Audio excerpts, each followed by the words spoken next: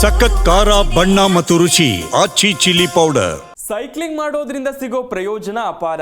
ಇದು ಕೇವಲ ಒಂದು ವ್ಯಾಯಾಮವಲ್ಲ, ಇದೊಂದು ಚಿಕಿತ್ಸೆ. ವೈದ್ಯರು ಕೂಡ ಈ ಮಾತನ್ನ ಒಪ್ಪಿಕೊಳ್ತಾರೆ. ಈ ಆರೋಗ್ಯಕರ ಅಭ್ಯಾಸದಿಂದ ಸಾಕಷ್ಟು ಲಾಭಗಳಿವೆ. ಪ್ರತಿದಿನ ಕೇವಲ 30 ನಿಮಿಷ ಸೈಕ್ಲಿಂಗ್ ಮಾಡೋದ್ರಿಂದ ನೀವು ಊಹಿಸಲು ಸಾಧ್ಯವಾಗದಷ್ಟು ಪ್ರಯೋಜನಗಳನ್ನು ಪಡೆದುಕೊಳ್ಳಬಹುದು. ಹಾಗಾದ್ರೆ ಸೈಕ್ಲಿಂಗ್ ಮಾಡೋದ್ರಿಂದಾಗಿ ಸಿಗೋ ಲಾಭಗಳೇನು ತೋರಿಸ್ತೀವಿ ನೋಡಿ.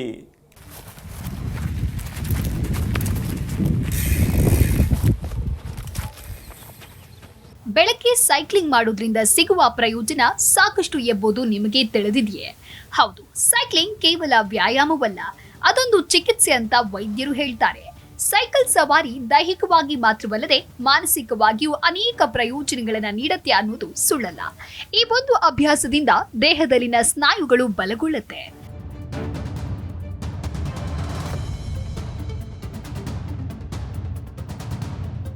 ಅಡ್ರಿನಾಲಿನ್ ಮಟ್ಟಗಳು ಸುಧಾರಿಸುತ್ತೆ. ಅಷ್ಟೇ ಅಲ್ಲ, ಇದರಿಂದ ಆರೋಗ್ಯಕ್ಕೆ ಸಾಕಷ್ಟು ಲಾಭಗಳಿವೆ.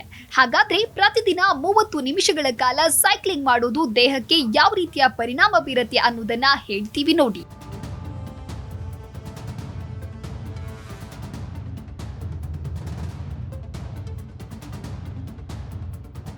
ಪ್ರತಿದಿನ 30 ನಿಮಿಷ ಸೈಕ್ಲಿಂಗ್ ಮಾಡೋದ್ರಿಂದ ವಾರಕ್ಕೆ 1500ರಿಂದ 2000 ಕ್ಯಾಲರಿ ಬರ್ನ್ ಆಗತ್ತೆ.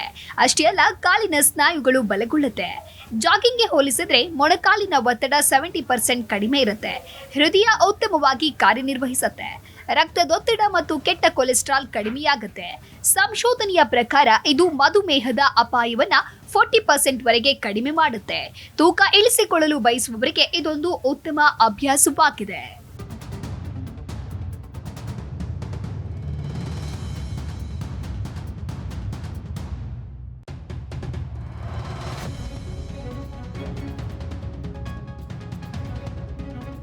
ನಿಮಗೆ ಗೊತ್ತಾ, ಸೈಕ್ಲಿಂಗ್ ದೈಹಿಕವಾಗಿ ಮಾತ್ರವಲ್ಲ, ಮಾನಸಿಕ ಆರೋಗ್ಯಕ್ಕೂ ಒಳ್ಳೆಯದು.